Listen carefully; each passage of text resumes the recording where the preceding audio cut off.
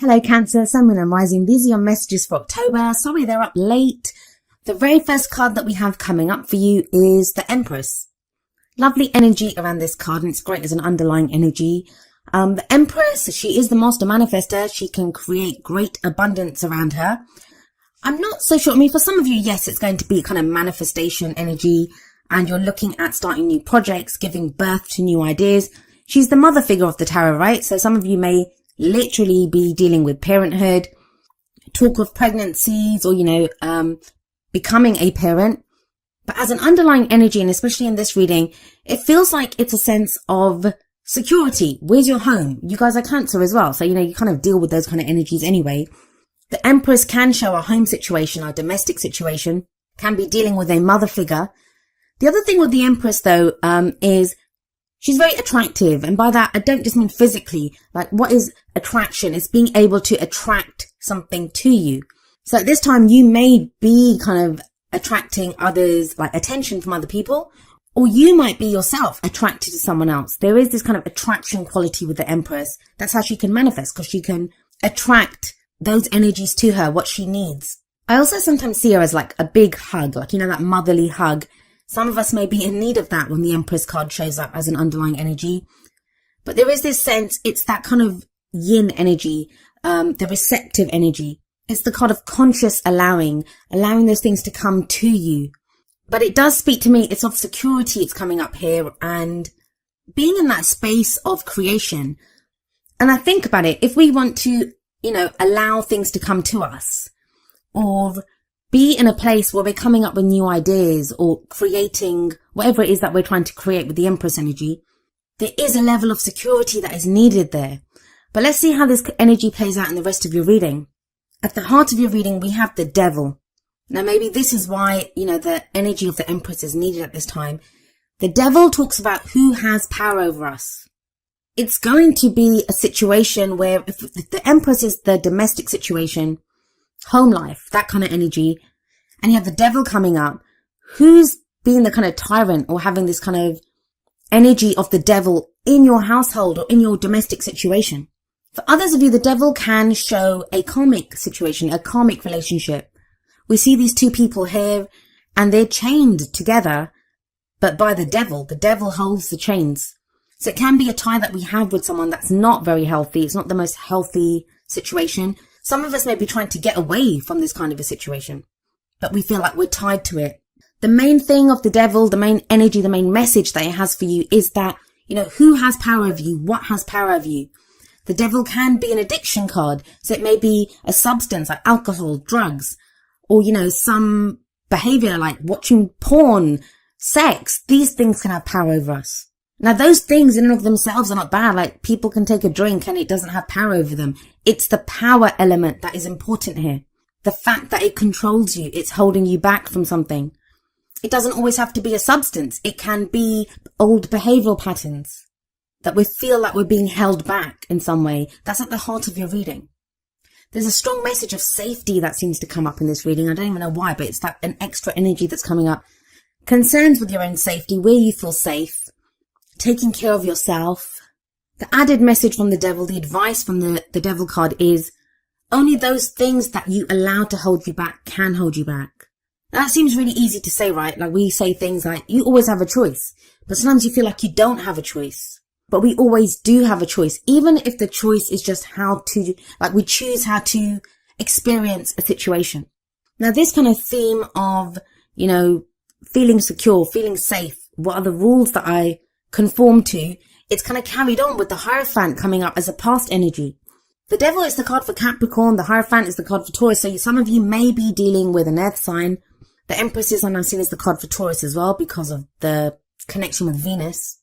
But the Hierophant speaks of those rules, those traditions that we live our lives by.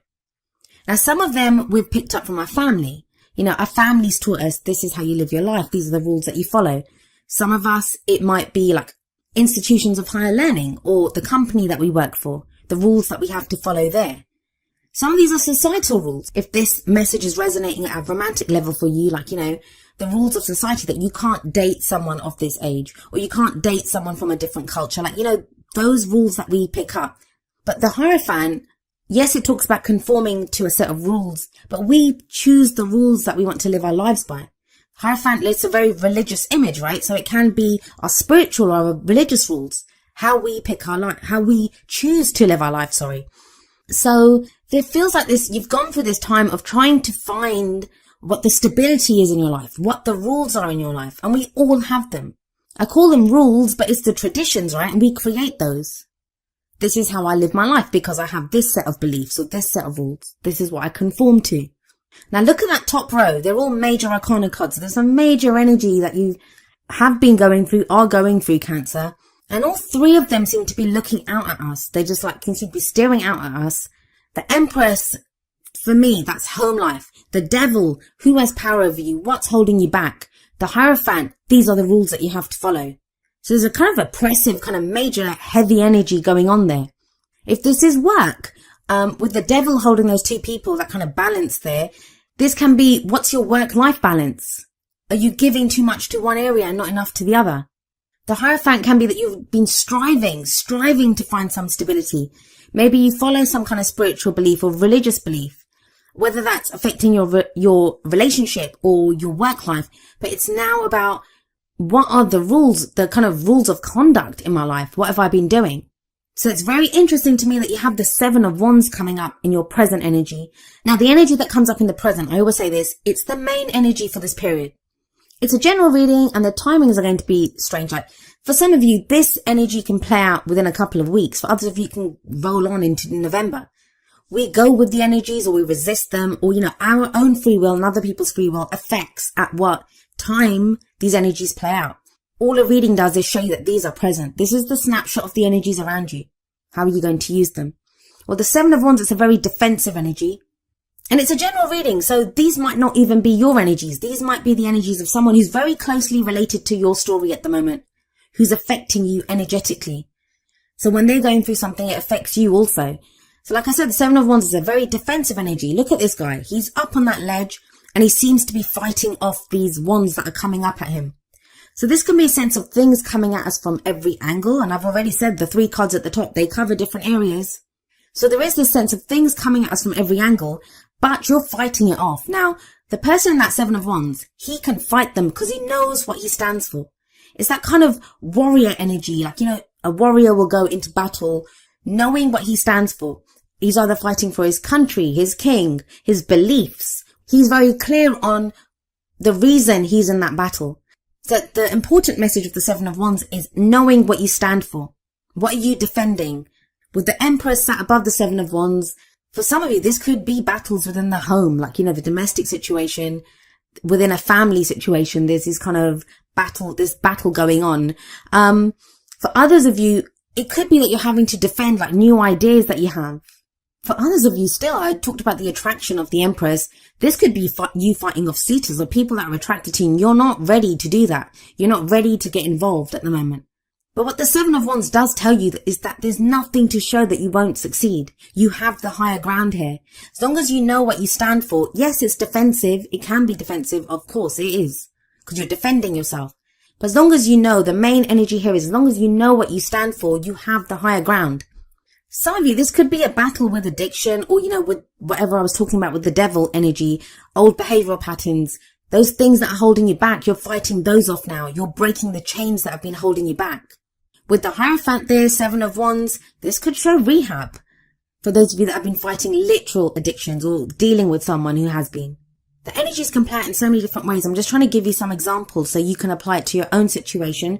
For others of you, the Hierophant can indicate some kind of religious rules that have been holding you back. Maybe there are some beliefs that you've been taught and now you're thinking, no, this doesn't serve me anymore. Well, where does all of this lead? Well, we have the Four of Swords coming up as a future energy. I actually like this energy coming up here for you, especially after all of this, like major arcana energy. And then that Seven of Wands kind of battling defensive energy in the present. The Four of Swords, and I'm wondering now if I said the Four of Wands before, but it's the Four of Swords. The Four of Swords is when we put down our weapons. We don't need to fight anymore. This is that warrior. He's lying down and, he's resting. It's time for rest. The Four of Swords, it's an energy of contemplation. It's taking a step back. It's a very healing energy. It's when we can recover after the battle.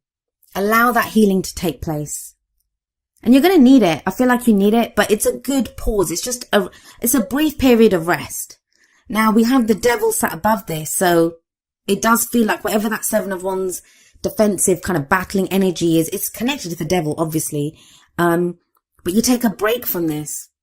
So whatever it is that's been holding you back, it feels like you've successfully fight it and you are able to now rest, heal.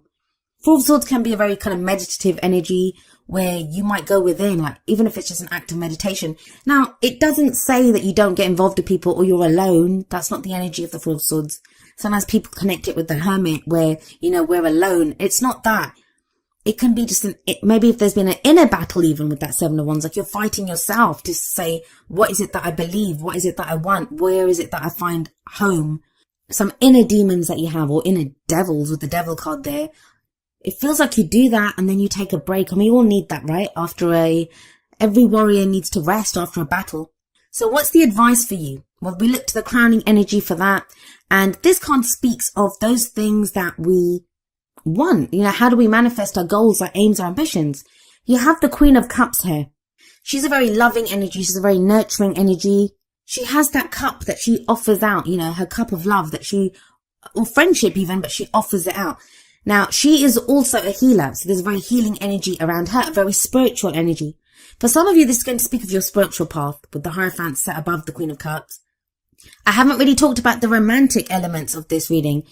If it is that, with the Hierophant there, the Hierophant can show commitment. So maybe you committed to someone, but then it became very defensive with that Seven of Wands. Now, that can be you and your partner together have had to fight off other things, and you've had to decide what you stand for together.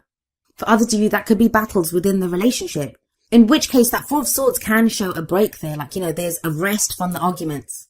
There's healing that comes in. I want to say this about the Queen of Cups.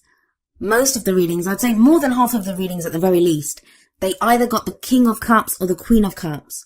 Or in the Oracle cards, they got the equivalent.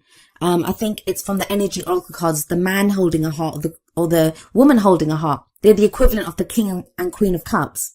So it feels like a lot of people are looking at how they're feeling at this time. It's very much about feelings. Who you're offering your feelings to. What are you committed to? What's making you happy? Where's your emotional happiness coming from? Now, I like the Queen of Cups here for you because it is your energy. The Queen of Cups can represent a water sign, which is Pisces, Cancer, or Scorpio. So in your own reading, this is going to be you coming back to who you are, who you truly are at an emotional level. Has someone been trying to get you to be someone else? Has something been holding you back and you've not been able to express yourself emotionally? I did say the energies can work both ways. Is this someone that you've been waiting for? Is this someone that you've been fighting for? That you had a commitment with them in the past and now, there was some kind of a difficult phase with that Seven of Wands energy. Or things took a turn for the worse with the Devil there and you've been trying to fix that. I like that Four of Swords and the Queen of Cups combination. That speaks of healing to me. Getting back in touch with your emotions, knowing how you feel, knowing where you stand. Let's see what other messages come in from your Oracle cards. And remember, the first two are going to be more kind of romance, love-based. And we have from the Romance Angels, Worth Waiting For. And the card says, divine timing is at work in your love life. That's what gives me the sense that have you been waiting for someone to come back? Is that who you've been fighting for? Some of you may have been trying to manifest a relationship and it's saying, divine timing is at work here. Sevens are a divine number that can speak of divine timing. Know what you stand for. Know what you want from a partner. Know how you want to feel. Whenever we try to manifest, and we do have the Empress there, the Master Manifester, whenever we manifest, we always manifest from emotions, our vibration.